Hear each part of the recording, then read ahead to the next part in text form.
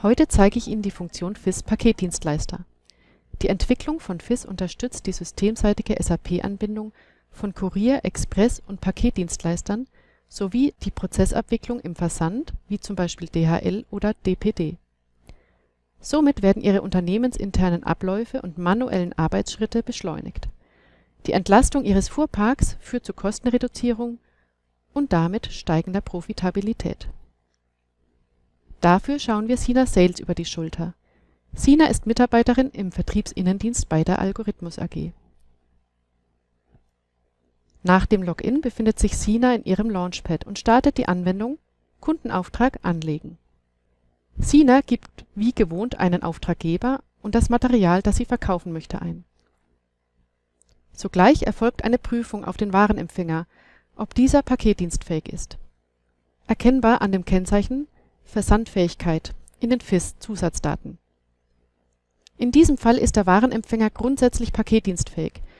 Für die Position wurde aber aktuell noch keine paketdienstrelevante Route ermittelt. Diese Prüfung erfolgt ausschließlich in der Auslieferung. Sina sieht sich deshalb die Auslieferung einmal an. Beim Erstellen der Auslieferung wird geprüft, ob diese Lieferungsposition paketdienstfähig ist. Dazu stellt die FIS-Erweiterung Ermittlungs-, aber auch Ausschlusstabellen im Customizing zur Verfügung, welche unter anderem die Kriterien Gewicht oder Volumen enthalten. Davon abhängig ermittelt sich der Paketdienstleister und die Paketdienstfähigkeit. Das sehen wir hier in den FIS-Zusatzdaten der Position. In diesem Fall wird der Paketdienstleister DPD ermittelt. Das optionale Verpacken führt Sina nun mit der Anwendung Packing Station durch. Sie wählt den Packtisch Versand 1. Im Einstieg ist es möglich, nach bestimmten Kriterien zu selektieren. Es wird aber auch die zuletzt angelegte Lieferung mit den ermittelten Versanddaten angezeigt. Jetzt hat Sina durch die FIS-Erweiterung die Möglichkeit, den Paketdienstleister nochmals zu ändern, bzw. einen anderen Service des schon ermittelten Dienstleisters zu wählen. Sina wählt DPD Express.